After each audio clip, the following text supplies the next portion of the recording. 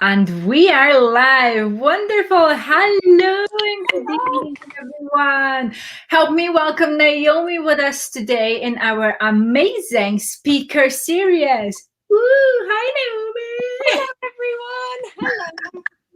It's so good to have you here with us tonight. Thank you so much for taking your Monday evening off, for speaking to us about your incredible journey.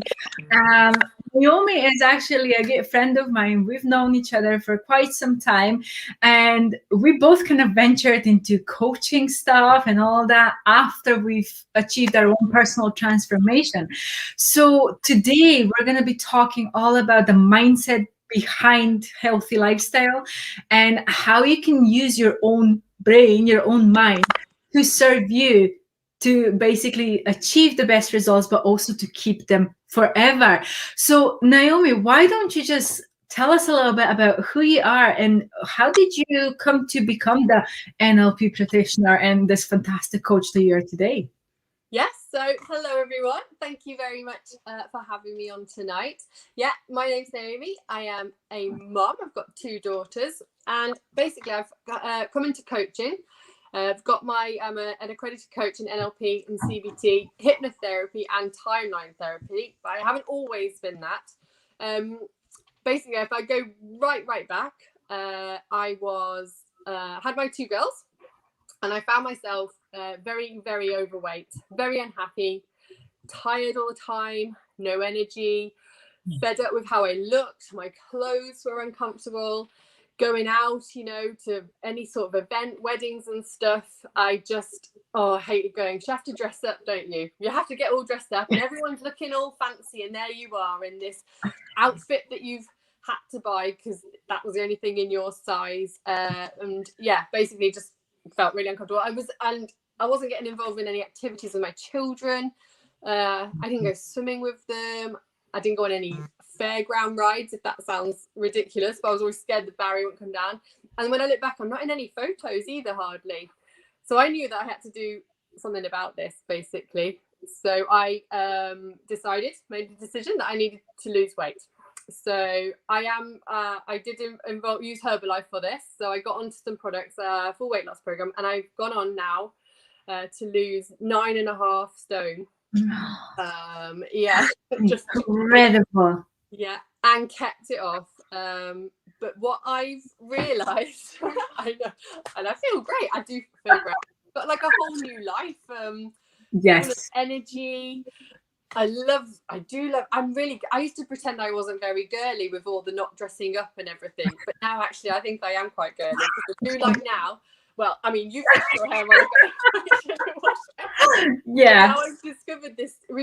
So it is nice to buy clothes that you feel good in, and basically I'm running around with the kids. I've got the energy, and I just feel great. So I've fallen into along my weight loss journey. Though I got into sort of personal development and started learning about how powerful your mind is in pretty much everything. But I mean, for this topic, we're going to talk weight loss. And that's how I've got into coaching. So then I've always had a little passion for it. I've always found it fascinating why people do the things they do. So I've gone on and got my qualifications in it, and now I'm a coach, and I do coach people in weight loss mindset for weight loss. Yeah. Oh, that's incredible. Honestly, what a transformation.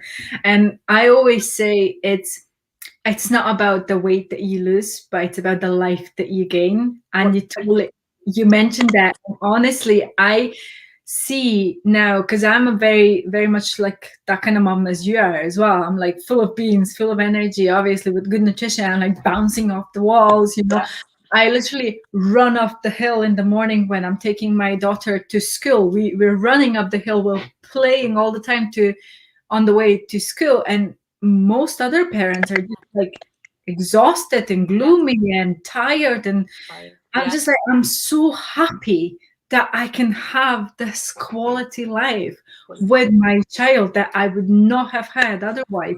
Definitely. So incredible. Thank you so much for sharing. It's not just the physical energy either, it's your mood and everything is okay, because you wake up, like you say, and you've got the energy, so you're not tired and grouchy and snapping at them because you're tired. It's your mood and everything comes with it. Yeah. So it's so good. Yeah. I feel I'm a better mom for taking care of myself better. So ever since I really kind of made it my goal to put myself first and take care of my mental health and my physical health better, Yeah. that made me a better mom and also a better partner to my partner. That's how I feel. I hope I'm right. I find a lot of moms feel guilty for putting themselves first, but actually, if you do put time aside through your day to do a workout or have time to prep stuff, that's nothing to feel guilty about. That's setting a great example as well to the children of the healthy eating and the movement side. And actually, then, like you say, it makes you just a better person to be around for everybody. Yeah, definitely. Although people get annoyed when you're all like saying, and they're almost tired. So bouncy. Oh, I love it. And I love hearing all these transformation stories, but yours is powerful in the fact that it's not just the weight loss, it's the personal development that you went through. And that's quite a lot of things that I encourage as well. Every person that kind of goes on a program with myself, I encourage to work on their mind actually more than they're working on their body, because the transformation starts and stops in your head, right? Yes. You can have the most amazing physical transformation, but if you're mentally, not quite right, or sad, or not working on yourself mentally as well, that physical transformation doesn't mean an awful lot. So I did work on my physical first, then my mental. So now both of them are here, and I do say sometimes you do become sort of like bulletproof, if you like, because you've got that. With physical transformation comes confidence, and then when you get yourself into a place mentally well as well, it's really you feel great in both aspects. Definite. That is so amazing. So what are some of the greatest challenges that you struggled with when you were, you went on to lose 9.5 stone, which is humongous weight, right? I mean, that's a whole person, right? So I never set out to lose 9.5 stone either. I thought, right, I'm going to lose 3 stone. And then I realized that I needed to lose a little bit more, and kept going. Yeah. So. That's incredible. And a lot of people do have that weight to lose, but they're basically blocking themselves mentally. So what was the most difficult thing that you dealt with in your own head when you went on to losing the 9.5 stone?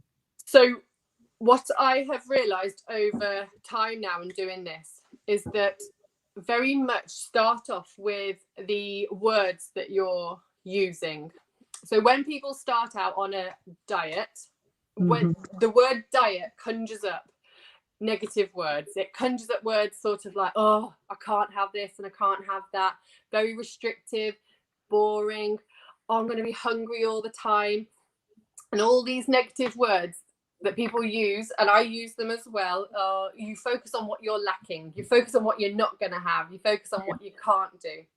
So what I've realized is, with language, the power of your word, switch the way you view the word. So with the word diet, if we're going to use the word diet, if we focus on what we're going to gain from eating well, healthy, what will we gain from this? We're going to gain energy, confidence, like what we see in the mirror. We're going to gain health. We're going to gain long-term health. So this is what I always start off with. Let's view the word diet, because actually we've all got a diet. A diet is just the food that we consume. Yeah. And food is just food. Food is a fuel. And with the word diet, if we look at our diet, the food that we consume, I always say now, you're either going to get the results you want from your diet or results that you don't want from your diet. And it's a very, very good way of looking at it, that if you're getting the results that you want from your diet, that's absolutely brilliant. But if you're not getting the results that you want from your diet, that's also brilliant, because what you need to then realize is those are your choices that you're making, and you can change those choices at any point to a diet that's going to suit the results that you want.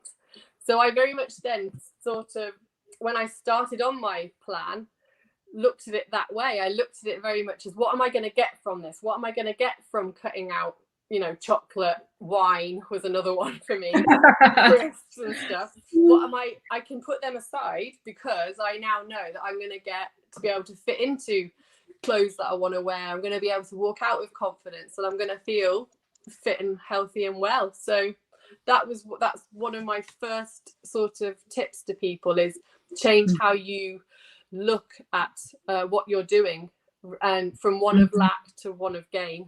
And that's what. Brilliant. I love this advice. I think it's really important to, instead of think I'm not allowed to, or I shouldn't eat that, to I get to change my nutrition so it serves me and gives me more energy. So I've been in contact, obviously, with a lot of people, and a lot of women want to lose weight for various reasons, right? Very different reasons. And there is absolutely zero judgment why someone wants to change their appearance. However, the way that they're doing is almost like, punishing themselves. And this is what's been engraved in me as well. So when I went on to my healthy living journey 10 years ago, and I lost 4 stone, which is still quite okay. Brilliant. Yeah, but it was the same kind of mentality behind it. I was like, I'm not allowed to eat bread. I'm not allowed to eat potatoes. I'm not allowed to do that. And I think my biggest transformation wasn't the weight loss. It was the understanding that I get to eat all of these foods, but I need to understand what role they play in my daily life, So for example, if I'm going to be really active, then I'm going to eat more of the carb-based foods. But if I'm going to be home sitting, and doing absolutely nothing, then I'm going to just choose a bit more vegetables, right? So I still get to do that. I still get to have a cheeky glass of wine and stuff like that. I don't restrict myself, but I now understand what my body needs, and then what my mind also needs with this. So that is just, that was boom for me. And when I see women going on, family gatherings or picnics and stuff like that, and are restricting themselves from life and joy because they're on a diet and not allowed to eat something, it hurts my soul. Absolutely, yeah. No, I always say no food is off limits, and it's about like say, making those choices at a time that's right, in a way. So if you say you're going to be really active one day, then go and have that sandwich on the picnic if you're running around with the kids. But again, it all comes down to choices. If you're going to do that every day, understand that the results that you're going to get from having, I mean, I do use McDonald's as an example. If you're going to have a McDonald's every day, understand that you're going to have results that are going to show, rather than if you're going to have a McDonald's once a month, whatever. It's about finding a balance, and your results will be a result of your choices through the day. But again, like you say, absolutely, life is too short. There is always time to fit in a treat here and there on a weekend maybe, but it's about those treats are a treat and not an everyday thing. Absolutely. Definitely. So just understanding the balance. I love that. So obviously you are working through NLP and CBT and all these letters that I don't understand what they mean. So what are kind of the most common problems that your clients come to you with? Like, what do they want resolving when it comes to, working with you? Yeah, well, a lot of clients come and weight loss is their main thing. But with weight loss, does come some sort of understanding of how you're going to do. So I always sit my clients down, and I get them to write down, or they have this coming to see me, and I always say, how are you feeling right now? How do you feel now? And be completely honest with yourself. If you are feeling sad and if you are feeling down, write it down, get it all down, and write down, how you look and how you feel about how you look. And then underneath that, I always get them then to write down how they would like to be, what they would like to be doing, and what they would like to have in the future. Is it to be confident, and is it to be able to run around in the park with your children? And is it to have, I don't know, certain size clothes in a wardrobe? And again, that's all very, very personal. What is it that you personally want to have? And then what happens is they actually start forming goals, because a lot of people have these goals, but they don't understand that they're actually their goals. They always say, oh, I'd love to be this and I'd love to be that. And you then say to them, well, that's a goal. We can go for that. We can go for this goal. And these are brilliant because these goals, when you connect with these goals on a this is why they've got to be really personal to you. When you can connect with these goals, this is when you have got temptation in front of you, it's about connecting to that goal, and then this will then make you decide whether you're going to say yes to this temptation or no. And really, it's really powerful, that connection with that goal, and it's got to be your goal and very personal. And so then when we've got these goals in place, we talk about a plan, because I don't know if you've heard like the saying, you know, a goal without a plan is just a wish. Yes. It's a very common saying and people have said it, but it is so true, because with these goals, without a plan, those goals will just sit there and you'll be there 6 months down the line. So it's about then getting a plan and then taking action on this plan. So then we write down the plan. We have a look at the daily food and drink choices. We have a look at people's habits, because habits are part of planning, because sometimes some habits, you know, need tweaking a little bit. So are people rushing around, skipping breakfast, not having time to prep any lunch, so then you're stuck without a lunch, then you're really hungry and you're in the office if you're going into work, or are you at home and then are you picking at stuff, and then have you got popping out for a takeaway on a night because you haven't, you know, it's about the prep. So I very much start people off with that, because that was me. That's what I used to do. I used to think, oh my God, what's for dinner? And then grab something quick or grab a takeaway or anything. So it's, again, it comes down to choices and stuff. Yeah. So absolutely, planning to start with. Yeah. Indeed. And honestly, there's just so much confusion out there. You know, a lot of people think, okay, well, I'm going to go for a takeaway, but I'm going to take a salad, for example, thinking that they're going for a healthier choice.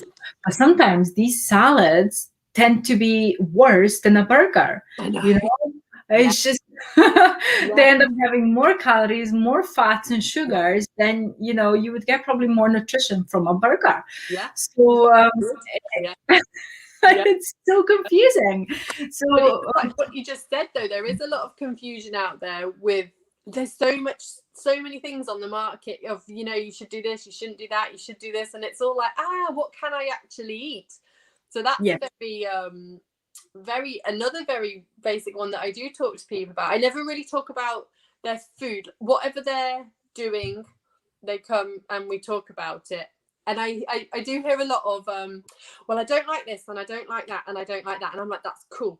What do you like? And then we write down everything that they do like and we make a list of that. Because again, if you aren't keen on what you're eating, long term, you're not going to stick to it. It's got to be, you've got to enjoy what you're eating and what you're doing. Yeah, absolutely. Because otherwise you're just going to make it into a diet and you're going to quit eventually. So what good is this? I mean, that's the story of my life, right? I've done every diet under the sun and never stuck to anything for more than a month. I just crashed in exhaustion and felt even worse about myself, because I felt like I was the failure for not being able to stick through it, right? Oh, remember those days. And now, you know, now I get to eat cakes that I make, because that's kind of my trademark. Everyone knows here that I bake cakes. So we get to eat cakes for breakfast, and people are like, how do you eat cake for breakfast? And you're like, healthy lifestyle coach and stuff like that. I'm like, because you don't know what's in that cake. Because that cake is healthier than your morning porridge. And yogurt, definitely. That's what you said as well about failure. I always do talk to people about failure. You've never failed at something. You've just found out how not to do something. So it's never failure. It's just feedback. That's not working for you. So let's change it. Let's go and find another thing. Because again, with the plan, you've got your goal, you've got your plan. If that plan's not working, that's okay. Let's change the plan, but never change the goal. Because I feel people then, they give up on their goals because they're like, oh, I've tried that one time and it didn't work. But actually, let's go find another way to do it. Let's go find a way of reaching that goal.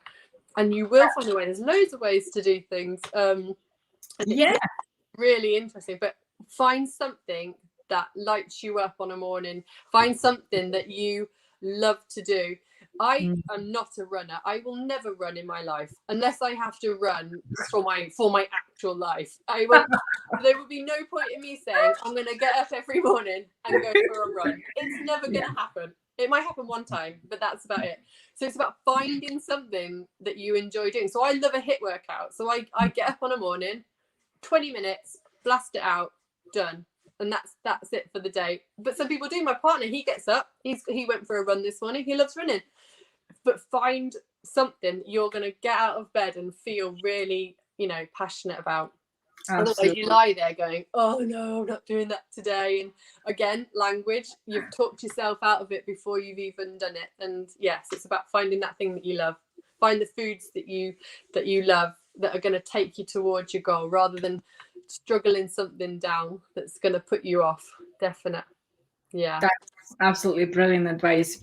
So what would you say to a person, for example, that's trying to do things on their own? Obviously, they're following me here in Health Warriors, and they're following a lot of different people online, and they just want to do it by themselves on their own.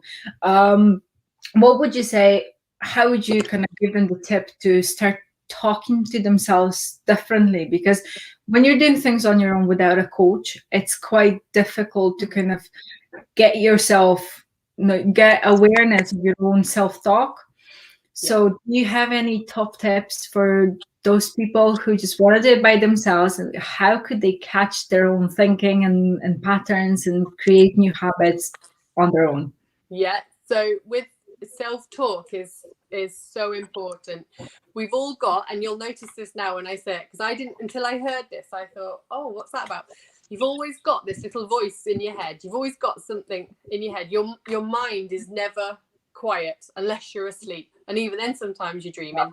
But when you're awake, you've got this little voice, and we always call it your roommate. So you've got this little roommate in your head that's chattering away. It's that little voice that's like, oh, I must remember to go and pick the dog food up. And yeah, right, I've got school run at 3:30, so I've got to fit this. So you've got this constant sort of commentary going on. And it's about really becoming very aware of that and what it is saying to you. Because you can have, thoughts can come in, and you can't stop thoughts from coming in. And it's about catching them. It's about recognizing the ones that are positive and the ones that are negative. And we all have negative thoughts. It's how long you're going to sit with that negative thought for without then attempting to make some changes with it. So I talk very much about if somebody's trying to make some changes to themselves, it starts with you. It is you. Only you can do that for you. And it starts from the minute you wake up. So those first thoughts of a morning will either make or break your day. So if you are lying there, oh God, another day, you're snoozing the alarm. Oh, I can't get out of bed. I don't want to do this. It's about, first of all, working out, why, but then having a really strong morning routine is what I talk about. So yes. 20 minutes, those first bits. What are you doing? What are you listening to? What are you watching? Are you going straight on Facebook and scrolling through and being like, oh, look what so-and-so is doing? I do it as well sometimes. I'm not pretending I'm sitting here all like, I don't do that. Are you like scrolling through and like, oh God, look what so-and-so is doing already? How does that make you feel? Are you putting on the news and hearing what's going on in the world? How does that make you feel? Are you having a nutritious breakfast, or are you rushing out the door? How does that make you feel? And it's constantly being aware of what's going on around you. Like I say, what are you watching? Who are you hanging around with? Who are you speaking? And looking at how it makes you feel. Because if it doesn't make you feel great, if scrolling through Facebook first thing in the morning is not having a positive effect on you, you always have the choice to not do it.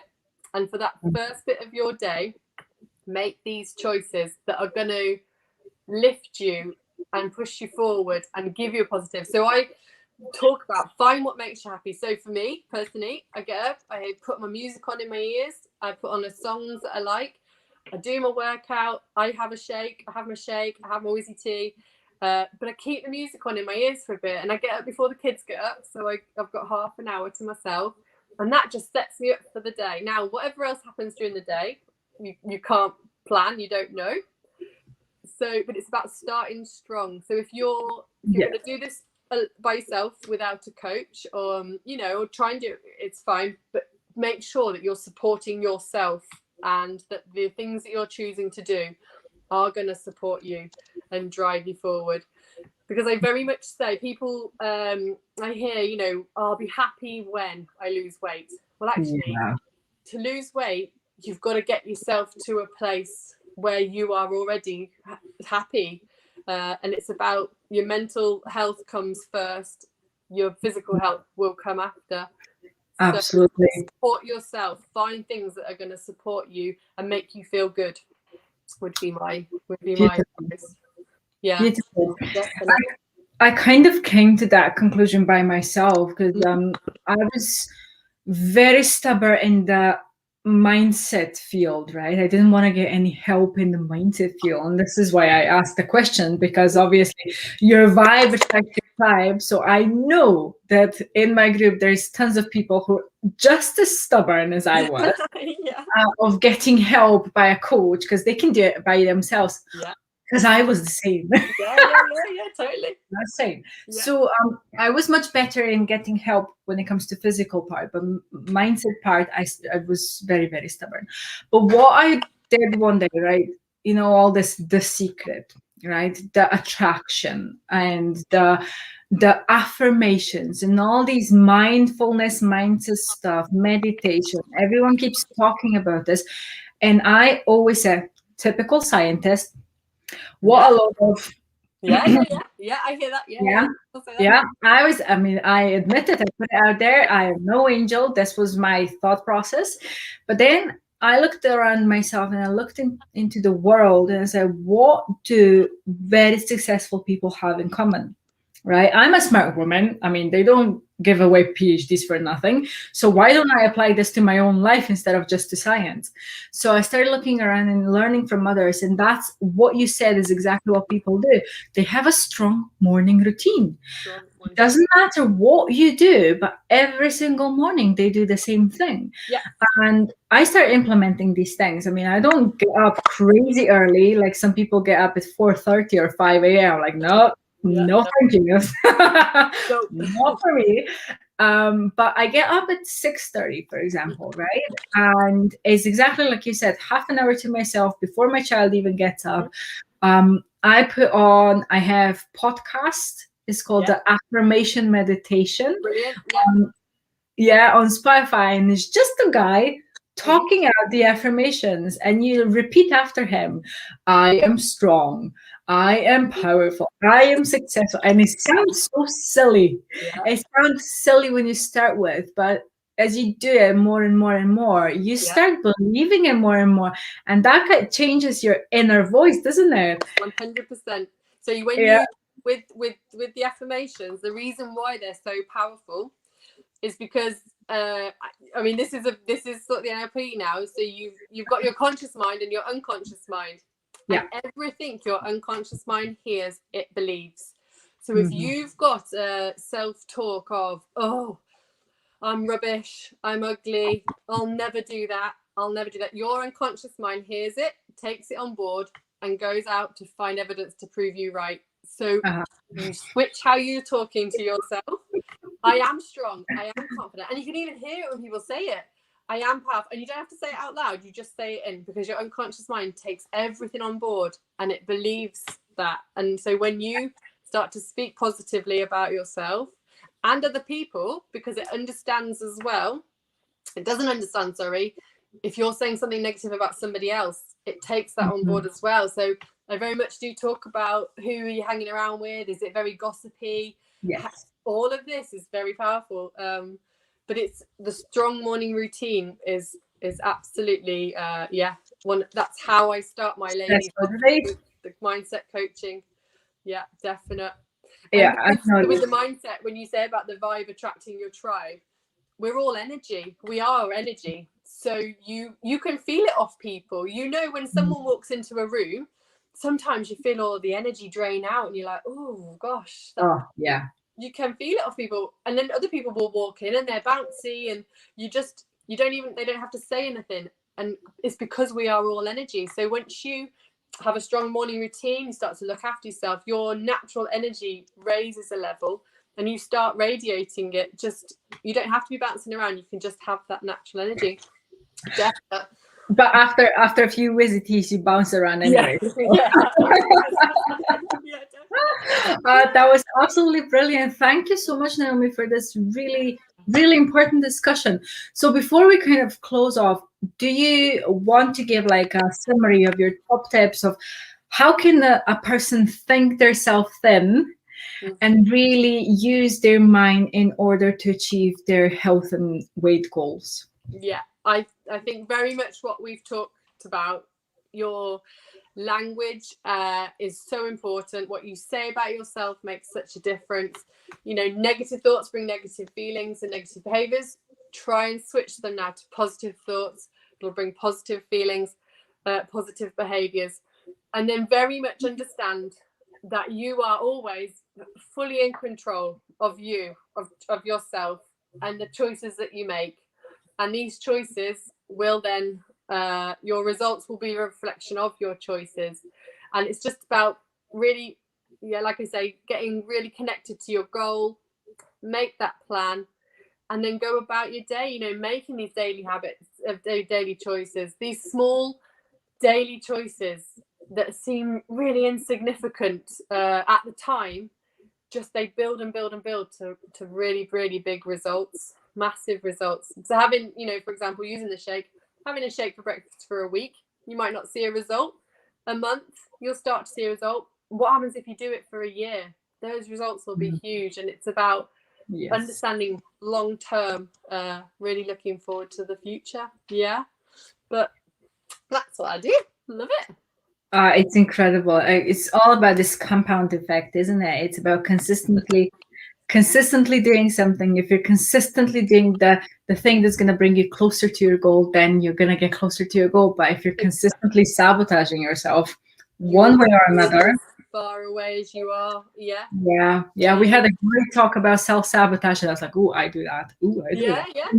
I always talk about definitely about the compound effect. All the choices in life that we have when it comes to exercise and food choices, they're really easy to do, but they're also really easy not to do.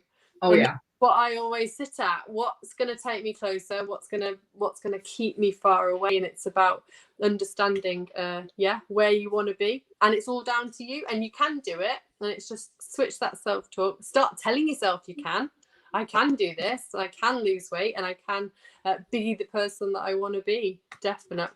Absolutely. And you and I are living proof. I mean, 9.5 stone and 4 stone. I know. Yeah.